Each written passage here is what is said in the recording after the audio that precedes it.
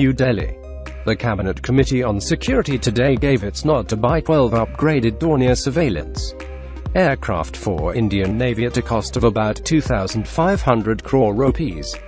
Defense sources said the proposal was first given acceptance of necessity (AON) by the Defense Acquisition Council in October 2014 and has finally been approved by the CCS, chaired by Prime Minister Narendra Modi.